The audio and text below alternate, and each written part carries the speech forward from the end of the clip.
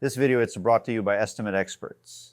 Welcome back to Morning Brew with the Homeowners. I'm your host, Dmitri. Today I have Adam Sand from Canada, Mike Holmes from St. Paul, and Sam Cook from, you also in St. Paul, right?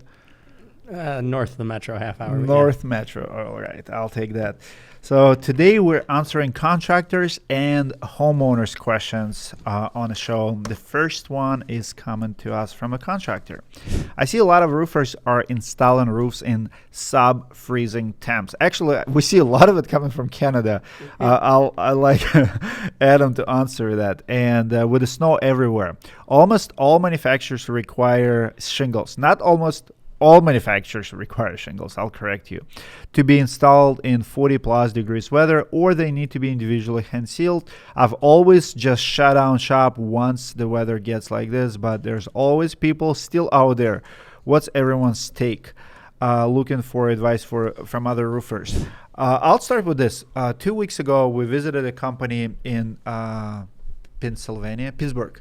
And one of the bigger companies, $16 million company, they have, I want to say, 8 project managers. Bacchus Roofing, one of the best companies I actually visited in a long time.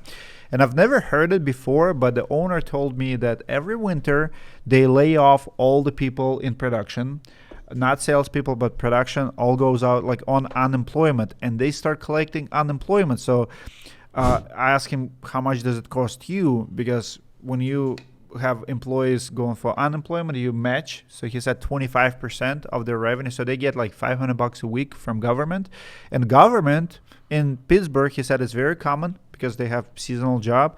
They're just every winter come for 2-3 months, collect unemployment. We match it 25%, cheaper for us. They still can work, I think, 1 day a week somewhere else, like wait tables or do some side gigs. And that's the solution. So some people do that. Adam, to you, I've seen few clips on Instagram this week, and it always bothers me when a roofer on a roof starts with a shovel removing snow in order to roof it. That just never sits well with me. How you explain it? It's like bane of our existence because because I used to say like to the manufacturers, like, why are you letting this happen? They like, you warranting that? Like, well, we'll warranty it because like they don't want to stop selling shingles in those times. And so they're the ones who kind of like, yeah, new construction, we're okay with it. New construction, well, we'll do it. We'll warranty it. Why? Because they know that usually the homeowner's never going to get to that point. And kind of answer the contractor's question, what do you do in the winter?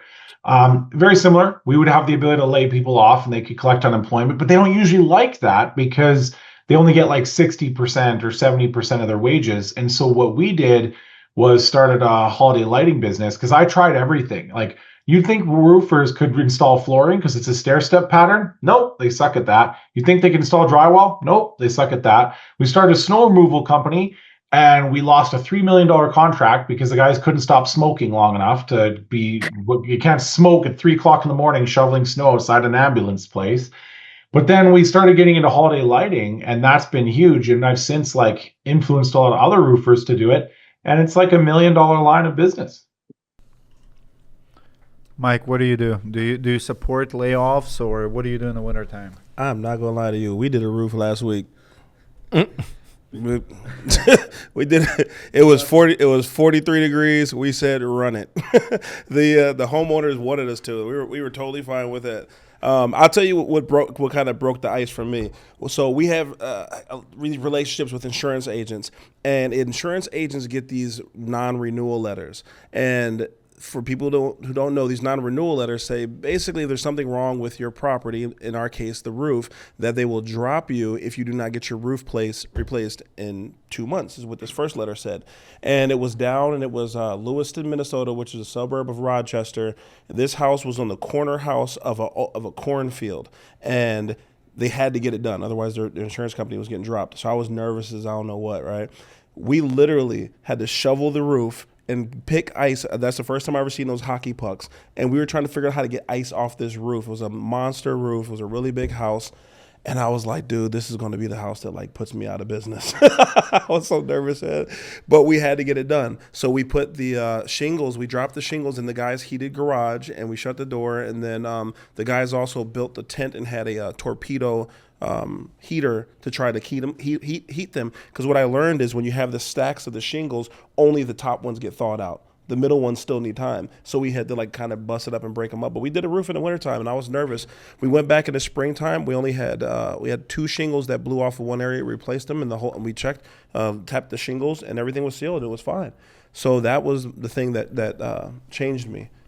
Yeah, I think most exterior companies, like typically, especially if you're doing storm work, which makes up the majority of our market, like you have other projects, you have siding projects, window projects, stuff like that. You should be pretty much like August, September, October, you should pretty much tell those homeowners, hey, these are winter's things. Like we only have so long to do roofs. We focus all of our energy on roofs, and we do our siding jobs between January 1st and March 31st. And that's when we do siding, window projects, stuff like that, especially because siding and windows, people aren't that concerned with getting it done right away, right? They understand if there's a couple month wait. And that's what we did on the contractor side with my roofing company.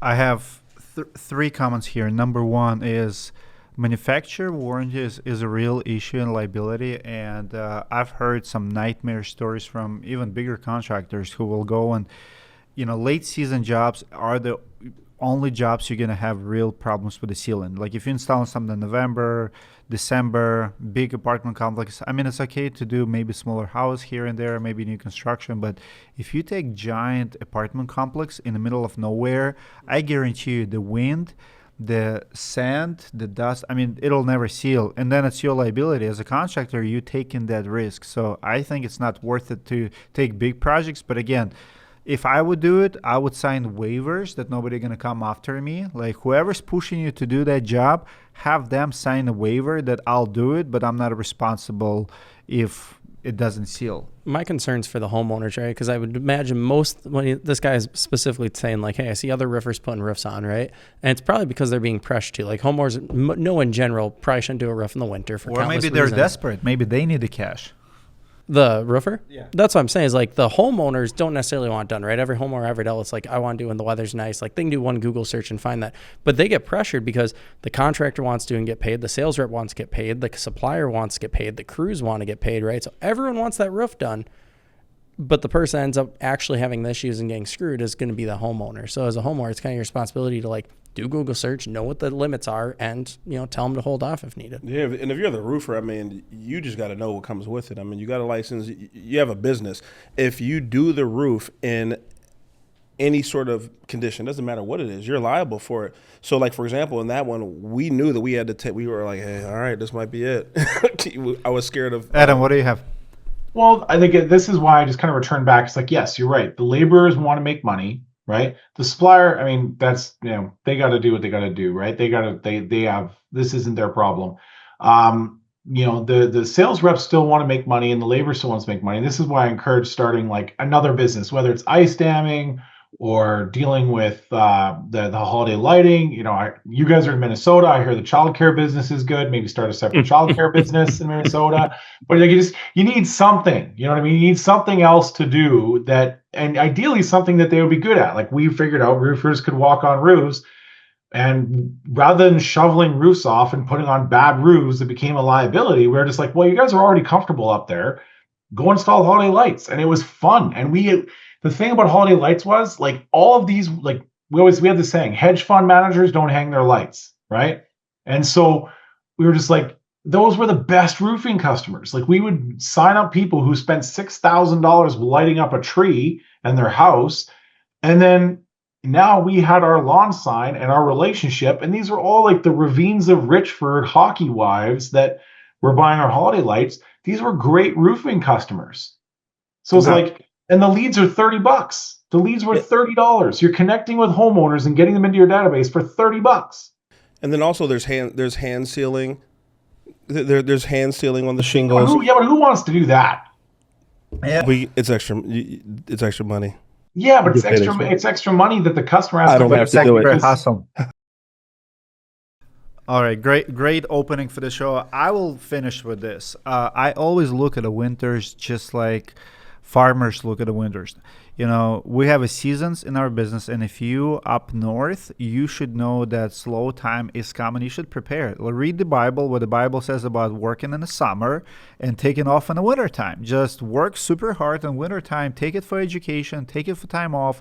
If you charge enough, you will be able to take plenty of time off in the wintertime. We're going to take a break. When we come back, we will talk about how to handle winter leaks and spring projects.